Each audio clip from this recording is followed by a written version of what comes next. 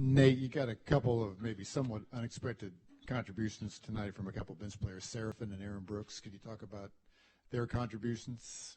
Well, we wanted to look at Kevin tonight against Monroe. Monroe has just been really pounding us in the paint.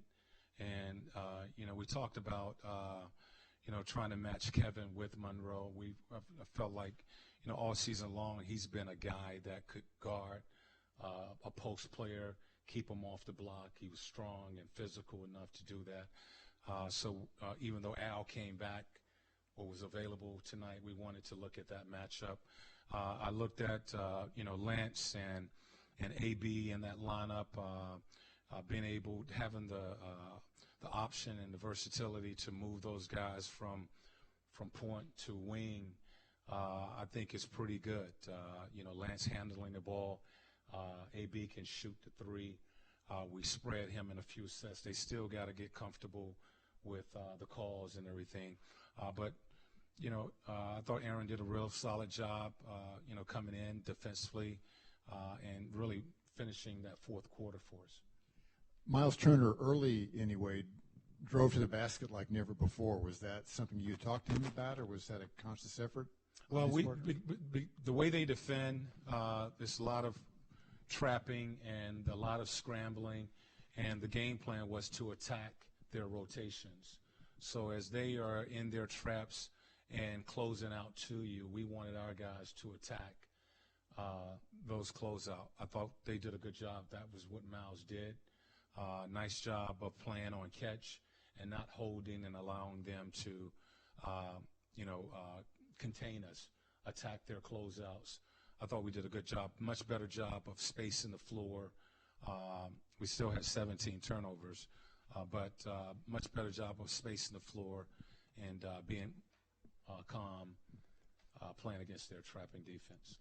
Nate, situationally, this is one of those games going into it that looked a little dangerous because, for the past couple of weeks, when you guys would come off a high, it would seem there would be a low waiting around the corner. Does it mean maybe a little bit more that they're able to put another game together and maybe actually really a sense of starting to build towards something here late in the year? Well, you certainly hope so.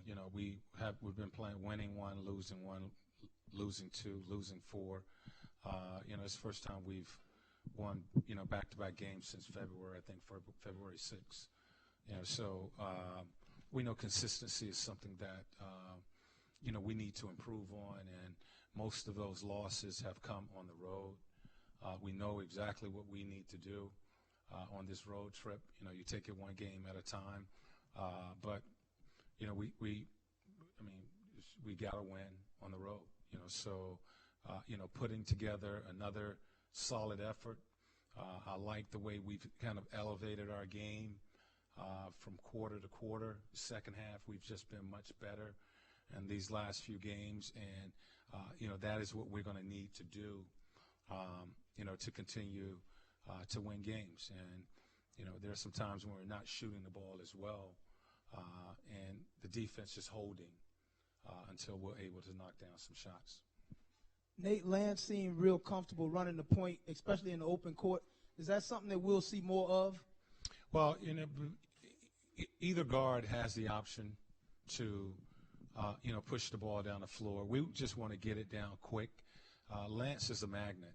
He goes to that basketball and he gets it like a point guard and he pushes the ball. I like that. If AB is close, we just want an outlet to those guards. A lot of times Lance is rebounding and pushing the ball. And, with that second unit, CJ being out there, AB being out there, their ability to shoot from the three-point line, a good pick-and-roll player with Lance really spreads the floor, and it gives us an option with his ability to pass the ball and find those shooters. So what I've tried to do is get Miles back in the game, get him out early, and get him back in the game with Lance to allow those guys to play that pick-and-roll game. When he's one-on-one like that, is the one downside is the dribble sometimes that we see from him? Is that kind of the one downside you might get from him? We don't want pounding, but, sometimes That's Lance. I mean, we knew that he was going to bring that when we brought him on board. But, again, his ability to create offense with the ball, we want to try and take advantage of that.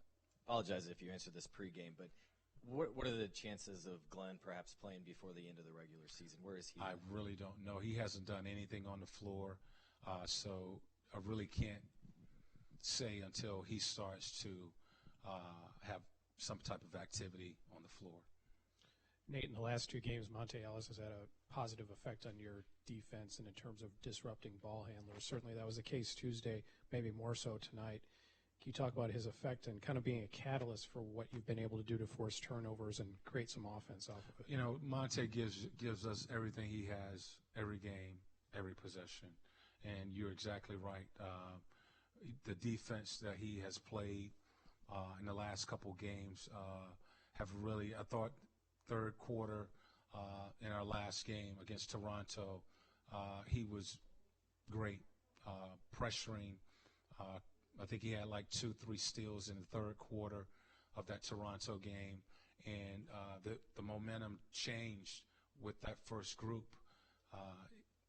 I was about to go back to Monte, and Lance hit 2 jump shots in our last game, and I left Lance in there. But Monte has been playing good basketball. We need that. You know, we need that. You know, I'm kind of just feeling how guys are playing combinations that seem to be working, and you know, I'll stay with it as long as I can. And you know, tonight it was AB who stayed in the game, and Jeff didn't come back because that group with the starters, AB with the starters, was playing pretty good basketball. But we need that. We need that from Monte. He brings it every single night. And, you know, I think it's just lifted our defense.